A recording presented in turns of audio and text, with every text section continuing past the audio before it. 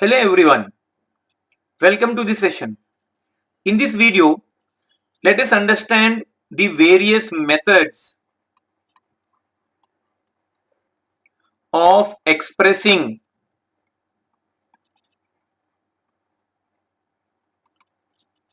concentration of solutions. So this is very important topic related to physical chemistry where we'll be discussing the methods of expressing concentration of solution. Already we know what is a solution, isn't it? So solution is a homogeneous mixture of two or more components, isn't it? Solution is a homogeneous mixture of two or more components. Now, whenever we are dissolving a solute in a solvent to form a solution, so how much quantity of solute is present in the solution? That is what we call it as the concentration. The amount of solute present in given quantity of solvent or given quantity of solution. So in how many ways we can express the concentration of solution? Let's understand one by one. First one is mass percentage.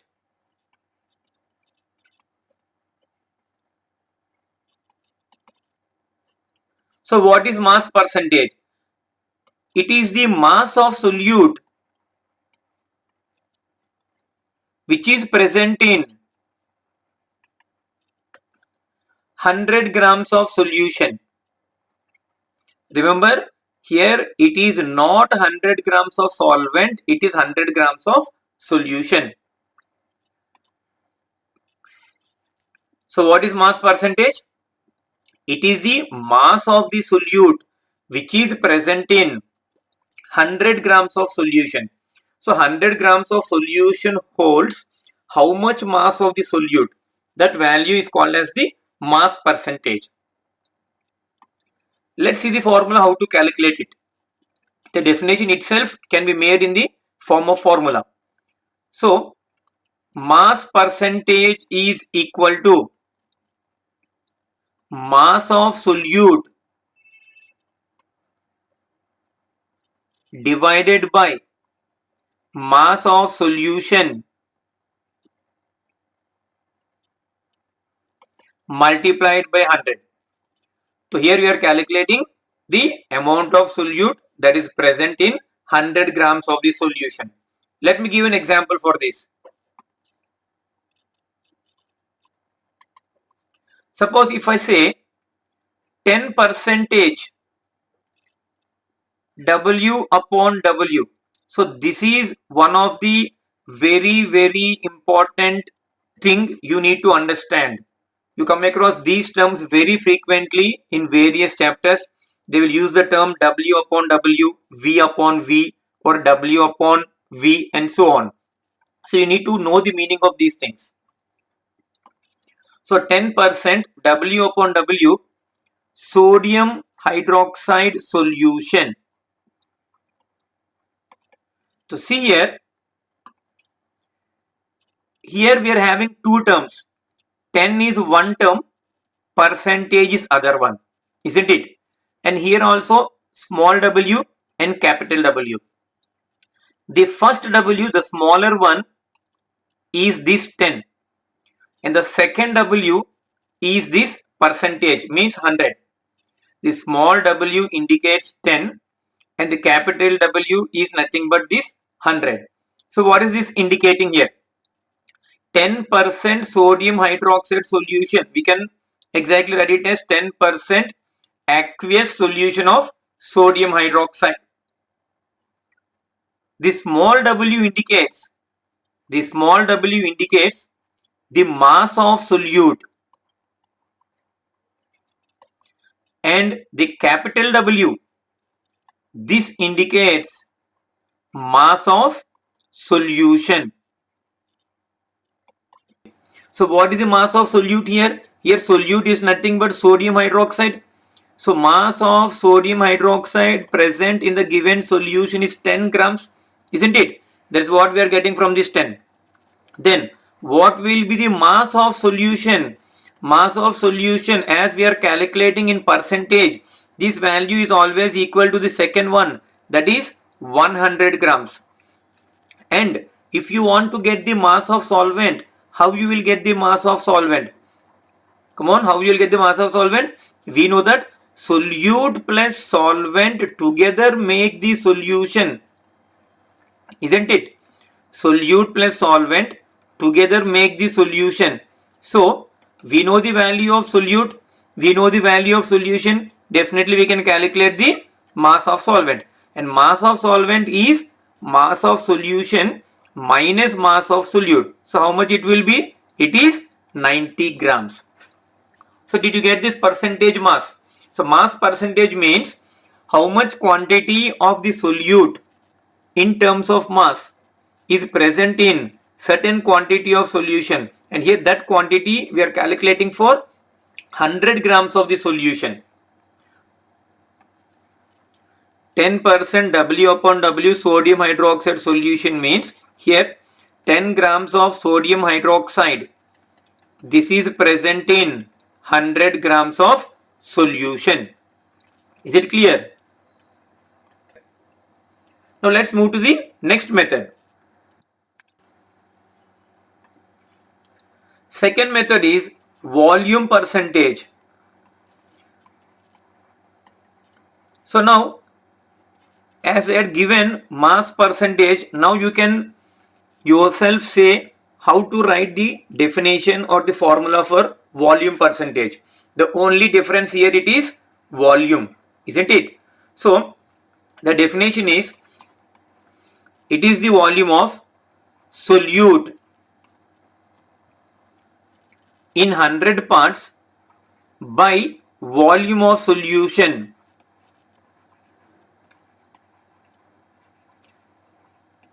So we are taking everything in terms of volume here. Previously we took everything in terms of mass. If we express the volume of solute in milliliter, we need to express the volume of solution also in milliliter. If we are expressing the volume of solute in liter, then we express the volume of solution in liter.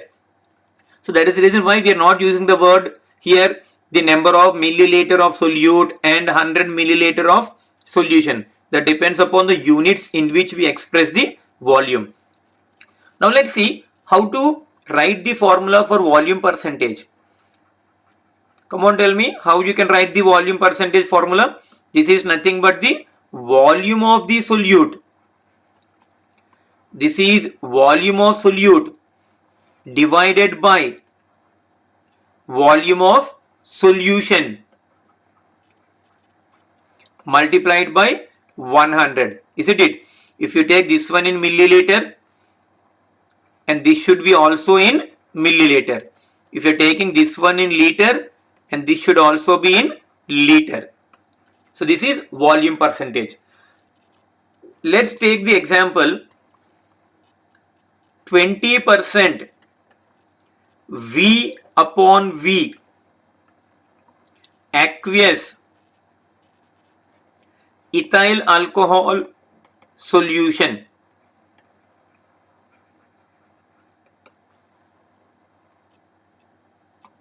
So here also we are having two terms. One term, that is V, numerator indicates this 20 and the denominator V indicates 100, isn't it? So numerator small v indicates the volume of solute and this capital V indicates volume of solution, isn't it? Previously it was mass of solute and mass of solution. Now it is volume of solute and volume of solution. Now what is the meaning of 20% V upon V aqueous ethyl alcohol solution? It means 20 milliliter, if I take the units in milliliter, 20 milliliter of ethyl alcohol, 20 milliliter of ethyl alcohol is present in 100 milliliter of solution, isn't it? 20 is the numerator value, that is 20, and this 100 is the percentage term, that is capital V, which is volume of solution. From this we can say that In this solution, the volume of solute, which is nothing but ethyl alcohol, volume of solute is 20 milliliter, isn't it? Then the volume of solution, how you will get volume of solution? It is given there itself as percentage, that is 100 milliliter. Then the third value which we will get from this one is the volume of solvent. How you will get volume of solvent? It is nothing but volume of solution, which is 100, minus volume of solute, which is 20. So the volume of solvent becomes 80 milliliters. Is it clear? In mass percentage, we are expressing both the terms. Mass of solute we are taking, and we are taking mass of solution, and we will get the mass of solvent. Here everything is in terms of volume. We know volume of solute, we know volume of solution. From that we will be getting volume of solvent. Now let's understand the third one, which is mass by volume percentage. So many of the students get confused in this particular term, and this is more important than the remaining two. What is this mass by volume percentage? We write it as W upon V, isn't it? One term is in terms of mass and the second term is in terms of volume. So how you can define this? This is nothing but it is the mass of solute. It is the mass of solute in grams which is present in 100 milliliter of the solution. So one we are expressing in terms of mass, that is solute. The second one we are expressing in terms of volume, which is the volume of solution. How you will write the formula for this one? W upon V percentage. You will write like this: mass of solute divided by volume of solution, isn't it? Volume of solution multiplied by 100. In 100 milliliter of the solution, how much quantity of solute is present in terms of mass? That is called as the mass by volume percentage. Let's understand this by taking an example. Please concentrate here. This is a very, very important one. If I take 10% W by V aqueous sodium chloride solution. Now see here, this W is this 10, isn't it? And this V is 100. So here we are having two terms. One is W. This W is nothing but mass of solute, and this V is nothing but volume of solution. So how you will write? So what is the meaning of this solution? 10% W upon V aqueous NaCl solution. It means 10 grams of sodium chloride is present in 100 milliliter of solution, isn't it? It is not 100 grams, it is 100 milliliter. One we are taking in terms of mass, that is solute. The other one we are taking in terms of volume, that is solution. Let me give you more clear explanation. Here, as you know, 10% W by V aqueous NaCl solution contains 10 grams of NaCl in 100 milliliter of solution. So what will be the quantity of solute here? As that is expressed in terms of mass, I will say that mass of solute, here solute here solute is sodium chloride. This is nothing but 10 grams. This is very easy. Now tell me what I should write after this. It is volume of solution, isn't it? And it is given that volume of solution is equal to 100 milliliters. That is by definition only. 10 grams of NaCl is present in 100 milliliter of solution. Now listen to the important point. Suppose if I want mass of solvent, now tell me whether the value will be equal to 100 minus 10 or not. Means mass of solvent, can it be 90?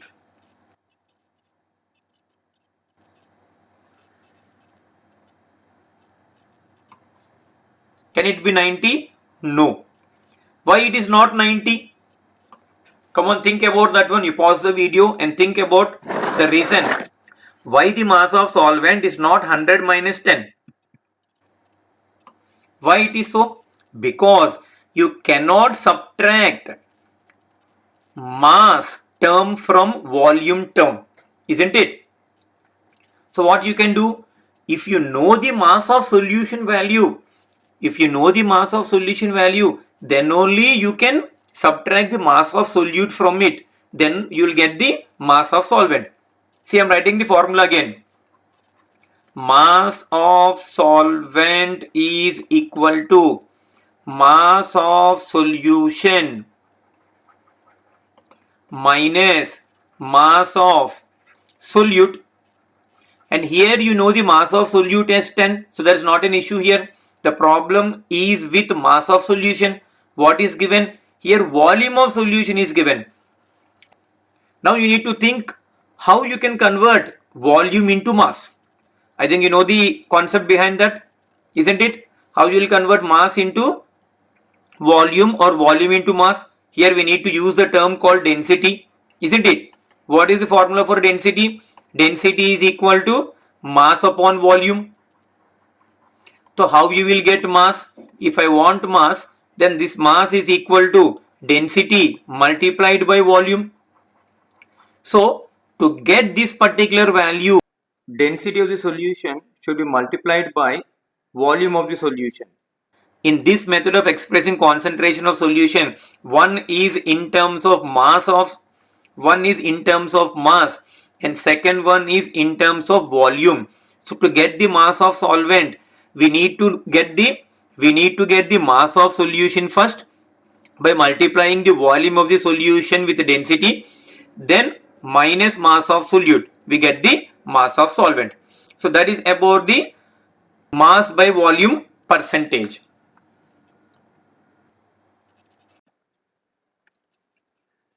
This is the next one, parts per million. We simply write it as ppm. Parts per million means ppm. It is the number of parts of a component present in million parts of the solution, and million means it is 10 power 6. So in 10 power 6 parts of the solution, how many parts of a particular component is present? That value we call it as parts per million or simply ppm. And this is used whenever a component is present in very small amount. You might have heard this word like the concentration of carbon monoxide or a particular gas in the atmosphere is 2 ppm, 6 ppm, 10 ppm or 100 ppm. So when a component is present in very minute quantity, then we always express in terms of parts per million. Let's see the formula. So to get the value in ppm, it is the number of parts, or I can say it as mass of the component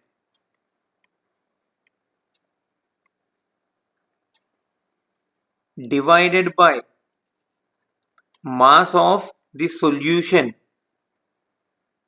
As we are calculating for million parts, we multiply this with 10 power 6.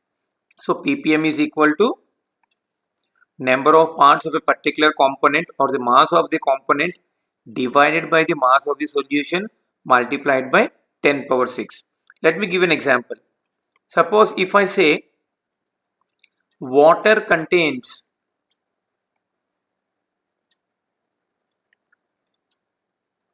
100 ppm magnesium carbonate, it means that 10 power 6, 10 power 6 means it is million. 10 power 6 grams of 10 power 6 grams of solution, 10 power 6 grams of solution, or we can even say water, as magnesium carbonate is present in very minute quantity, we can almost consider that it is completely water. So 10 power 6 grams of water or 10 power 6 grams of solution contains here 100 grams of magnesium carbonate. That is the meaning of parts per million.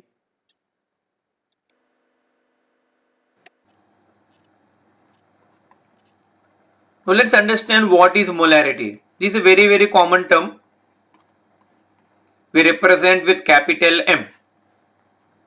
And molarity is defined as it is the number of moles of solute. It is the number of moles of solute which is present in 1 liter solution. So 1 liter solution contain how many number of moles of solute? So here you are getting a different term called as number of moles. You had learned this one in class 9th, how to calculate number of moles. How you will get it? Number of moles is nothing but the given mass divided by molar mass, isn't it? Or gram molecular mass. The given mass divided by molar mass is equal to number of moles. So how many moles of the solute is present in 1 liter solution? That is called as molarity. For example, if I take 1 molar, that is MOLAR, 1 capital M, 1 molar solution means here there will be 1 mole of solute. 1 mole of solute is dissolved in 1 liter solution. Whenever 1 mole of solute is present in 1 liter solution, then we call it as 1 molar. When 2 moles of solute is present in 1 liter solution, then we call it as 2 molar, isn't it? Now let's understand its formula. Molarity is defined as number of moles of solute present in 1 liter solution.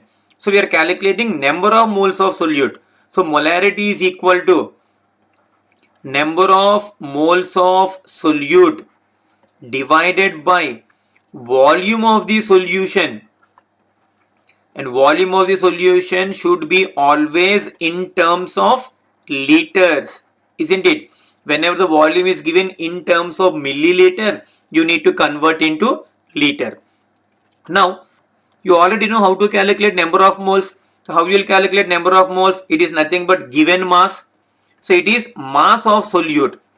So it is mass of solute divided by molar mass of the solute multiplied by 1 upon volume of solution, which should be taken in terms of liters.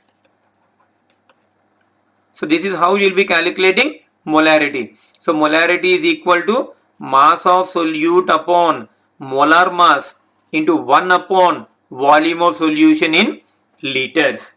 This is about molarity. Then from the definition itself you will be getting the units as moles per liter, isn't it? Because it is moles divided by volume of solution in liter. So the units of molarity is moles per liter. And that is about the basic term molarity. And we have different other formula which we can derive from this main formula that you will be learning in your regular class. The next one is molality. It is slightly different. This is molality, which we represent with small m. And this molality is, it is the number of moles of solute present in 1 kg solvent. It is completely different here. We are saying the same term, number of moles of solute. It is same as the molarity. There also we are calculating number of moles, but in molarity we are calculating the number of moles of solute present in 1 liter solution. But now here we are calculating the number of moles of solute present in 1 kg solvent. Is it clear? The difference between molarity and molality.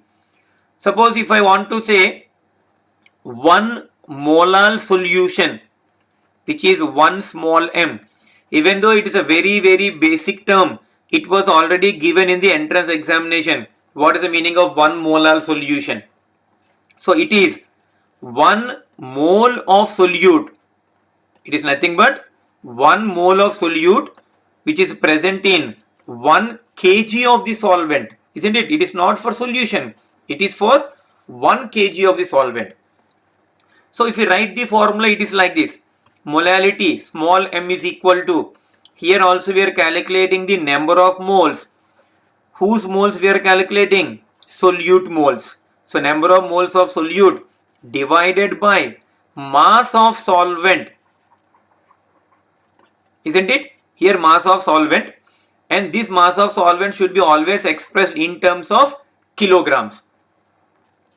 So if I substitute mass upon molar mass for the case of number of moles, I will get this formula.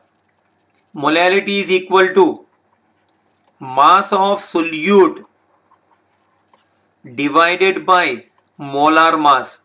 Why I am writing mass of solute upon molar mass? Because we are calculating the number of moles of solute, and this should be divided by mass of the solvent. Mass of solvent is expressed always in terms of kilogram.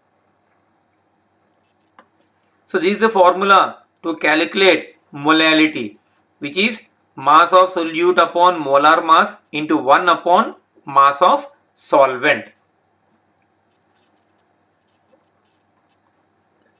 And the last one, which is mole fraction. One more method of expressing concentration of the solution. It is mole fraction. This we represent with alphabet X. And here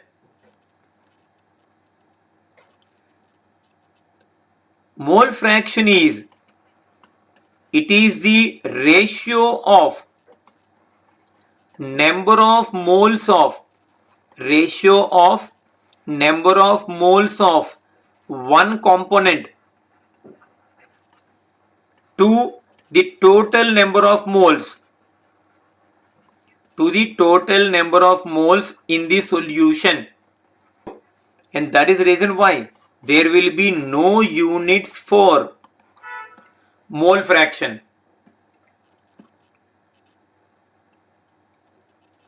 Isn't it? There will be no units for any term if it is a ratio. So it is a ratio of number of moles of one component to the total number of moles in the solution. And forget to say one thing here related to molality, that is the units of molality. Units of molality is moles upon kg, isn't it? Because it is the number of moles of solute upon mass of solvent in kg. So we express molality in terms of moles per kg. Now let's understand this by taking an example. Here, let me take a solution which contains two components A and B. And let me take the number of moles of A as Na and the number of moles of B as Nb. Now I want the mole fraction of A. So how you will get mole fraction of A? Mole fraction of A is nothing but equal to the number of moles of that component. The number of moles of that component means number of moles of A divided by the total number of moles in the solution. What will be the total number of moles in the solution? It is moles of A plus moles of B, isn't it? Mole fraction is defined as the ratio of number of moles of one component to the total number of moles in the solution. So here we want mole fraction of A. That is the reason why we took number of moles of A divided by total moles. So if I want mole fraction of B, how we will calculate? This is nothing but number of moles of that component, that is number of moles of B divided by total number of moles, isn't it? Number of moles of one component divided by total number of moles is equal to mole fraction of that particular component. Now listen to the very interesting point here. Suppose if I want to add the mole fraction of A and mole fraction of B. So I want the sum of mole fraction of both the components A and B. So for A, I will write like this: Na upon Na plus Nb. For the second term, I will write Nb upon Na plus Nb. Here Na plus Nb is the denominator in both the cases. So I will take LCM and I will write Na plus Nb in the denominator. Now here Na is present, so that is the reason why here you will be getting Nb and here you will be getting Na, and this is nothing but equal to 1, isn't it? Here when I am taking the sum of mole fraction of A and B, I am getting this value as equal to 1. Suppose instead of 2 components, if 3 components are there, one more term Nc is there, then it becomes Na upon Na plus Nb plus Nc, isn't it? Then mole fraction of C becomes Nc upon the total number of moles. So whatever may be the number of components, you will be writing the formula in the same pattern. So I can conclude that whether 2 components are there or 3 components are there, the sum of the is a very important point. The sum of the mole fractions, the sum of the mole fractions of all the components, the sum of the mole fractions of all the components in a solution is always equal to 1, isn't it? If there are 2 components, then also xa plus xb is equal to 1. If there are 3 components, xa plus xb plus xc, that is also equal to 1. So that is about the mole fraction as well as the various methods of expressing concentration of solution. As this session is very important related to physical chemistry, that is methods of expressing concentration of solution, definitely you need to watch this video twice to have good grip on this concept. Thank you.